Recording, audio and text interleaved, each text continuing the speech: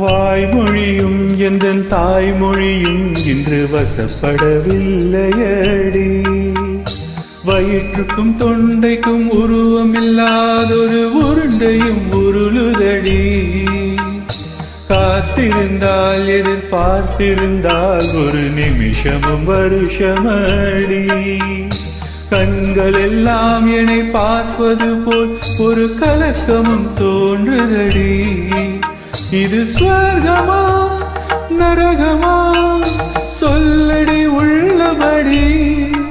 நான் வாழ்வதும் விடை கொண்டு போவதும் உன் வார்த்தையில் உள்ளதடி.